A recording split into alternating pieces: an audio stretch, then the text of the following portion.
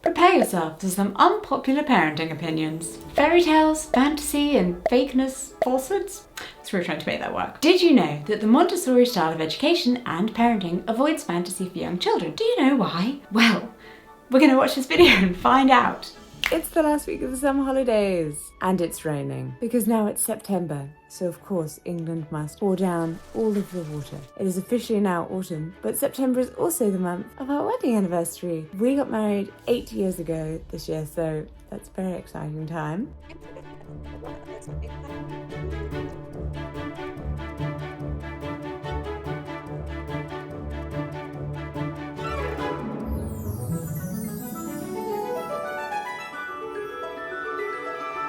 Efteling! Efteling is an amusement park in the Netherlands that first opened in May 1952. What began as a nature park with a playground and fairy tale forest is now a full-size theme park for both children and adults.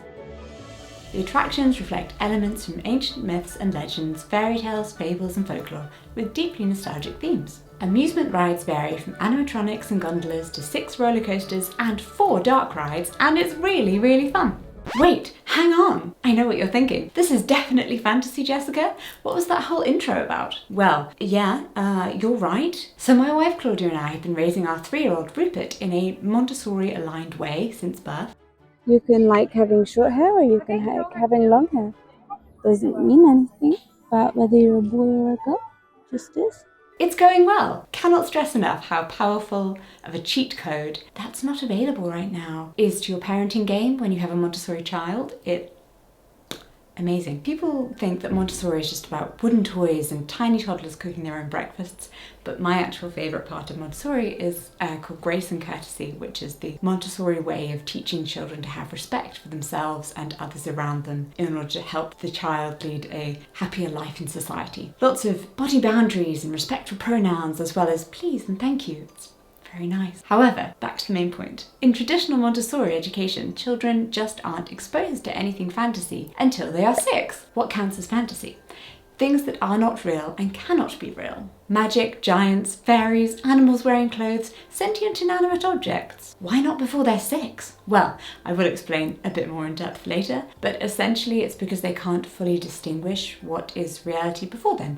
But that is advice from a different time and something we felt doesn't really work with our modern lives. If we're walking down the street and he sees a picture of a unicorn, then asks us what the name of that animal is, do we just ignore him? No. If we're going to the library and he picks up a book with some strange little fantasy character scribbles on, do we just ignore him? No. So we went with the other option. Explain that it isn't real. Are we taking away magic? Are we ruining his childhood? Are we forcing him to think like an adult? Well, from my personal experience, I was a highly sensitive child, and I found the idea of an old man I didn't know coming into my bedroom after my parents were asleep, even if he was benevolently leaving presents, to be terrifying. The Christmas I was 4, I cried and begged my mother to tell me Father Christmas was not real. Oh, spoiler. Sorry. So sorry for anyone who just found that out. Rupert's also a sensitive child, and on first meeting lion dancers at Chinese New Year when he was 18 months old, found them overwhelming, but calmed himself down by repeating, "It's the person dressed as a lion. It's a person dressed up as a lion. It's a person dressed up as a lion." And I realise that sounds like a lot for a 1.5-year-old to say, but he stores sentences and then parrots them back to you. You have to be really careful what you say in front of him. He still does it. He has his own sentences too, but sometimes he'll just be like happily playing and then he drops something and goes, "Oh golly, that probably wasn't the best idea." And it's like, whoa. Hello, mini Jessica. How do you do?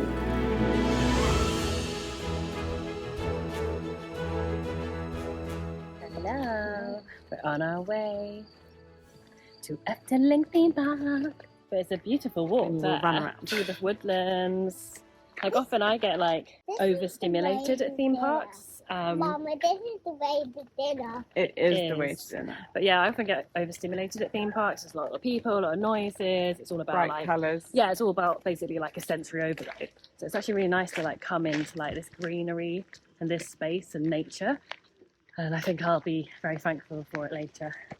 Also, it's as a theme park, it's very sensory friendly is one of the things that they strive for. They have restrooms as you go around, and also areas in which the colours are quite muted, which is really lovely, I've noticed. So you don't have the immediate like, this is everything, oh my goodness. Why no fantasy? Well, being able to discern what is and what isn't reality is a muscle. You have to learn how to use it. Hello, elders, you can't work out when an improbable image is AI. It's got 24 fingers, Barry. It's not real. Please do not send it your life savings. For young children also, distinguishing between what is real and what is imaginary can be challenging. Montessori educators feel that grounding children in the real world helps them to build a more concrete and accurate understanding of their surroundings. Now, don't get me wrong, it's not that Montessori is completely against fantasy, it just encourages delaying fantasy until a child has a better grasp of reality. Fantasy is introduced in a more meaningful way as the child gets older and has already developed a strong sense of the real world. At that point, they can enjoy and explore imaginative play without confusing it with real life. So it's an educational method that prioritizes real-world experiences and emphasizes building a solid foundation of understanding through real-world sensory learning whilst respecting the child's developmental needs. Having your child be part of the culture of the family they're born into is a really important part of Montessori as well though. And we're not intentionally raising our children to stand out. If it's culturally appropriate for there to be a fantasy element in their life, then that's fine. You just have to explain it to them. It ends up being more fun for them because they're more aware of what's going on around them. That might sound complex, but as an example, Rupert loves spotting the different ways that people draw dragons on posters or books about Chinese New Year because, as he likes to point out, they're not really real, so no one really knows how they really look. And he had a great time at Efteling trying to work out how everything worked. Was that a person dressed up in costume or a statue? Was that a tiny robot or did our movement make it work? Why did the music only play sometimes? Was that bin statue talking to us? Where was the sound coming from? Was it a recording or was a person sat inside there talking to us?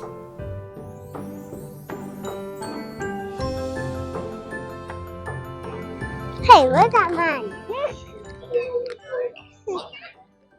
You can look at the book and it will tell us. Story. See how it goes longer and longer and longer. Oh yeah. So you can see over the trees. Look at that funny mushroom. I think it might be playing music. Since it might. So like a king. I think the next one along plays a different tune or the same tune. See, go on. Go and report back. That mushroom singing. Is it singing? Yeah. Oh. Those are both real birds. Yes, those are both real birds. Congratulations for knowing the difference. That's the same bird. Yeah, that is the same bird. Let's go. Quite right. How do you stop the fantasy? One friend asked us, do you just step in and stop him when he starts playing imaginative games? No. Fantasy and imagination are not the same thing. So Rupert plays a lot of imaginative games. He can take some blocks and make a zoo with them. He can sit in a cardboard box and make it a train. And he will absolutely insist you come and play group time with him, which is his version of playing school. And he can spend over an hour with his small figurines enacting anything from a wedding to a house on fire to a plane ride across the ocean. But did you notice something about all of those? They're real things that exist. There's a distinction between imagination and fantasy. While fantasy refers to made-up stories or scenarios that aren't rooted in reality, imagination is about forming mental images based on real experiences. Yes, Montessori encourages imagination, but it's built on the child's interaction with reality. For example, children might imagine a castle or faraway land after learning about history, geography, or culture in tangible ways, but imaginative thinking is rooted in something they have experienced or learnt about. Real castle that they are picturing. I personally think that fantasy, if we are aware that that is what it is, can also play a role in increasing our understanding of reality. So, you're a tiny human. You're just now learning all of the incredible things that the human body is capable of and all of the different ways it can look. How amazing! It can have 4 limbs, or maybe fewer. It can be tall or short, but not that tall. That's a giant in its fantasy. It can hop or jump or leap, but not fly. And it doesn't ever have wings. It can be pale-skinned or brown-skinned or not green-skinned. That means you're feeling sick. Unless it's really green, then you're a witch or a magical creature, and you should probably see someone about that. I think that when used sparingly, fantasy is a great way of just setting more parameters and having a lot of fun.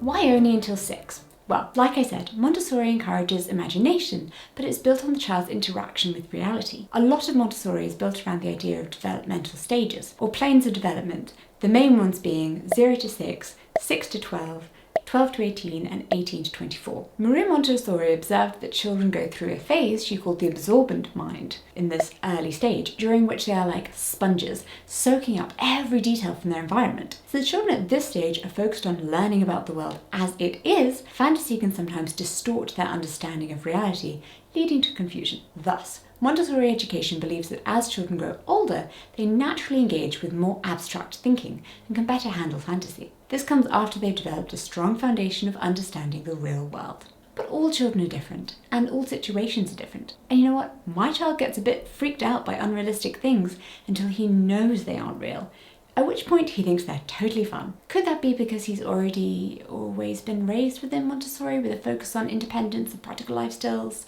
which, rooted as they are in reality, helps children to build autonomy and problem-solving skills that can then be undermined by fantasy's distortion of real-world cause and effect? I mean, I'm picturing Peter Pan's like, it's okay to jump out of a window because I can fly. I don't know.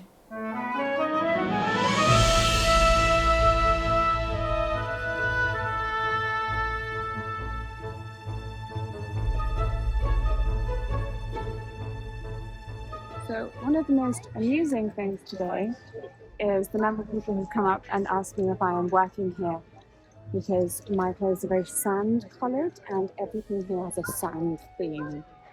And in fact, one chap came up and was like, are you an actor?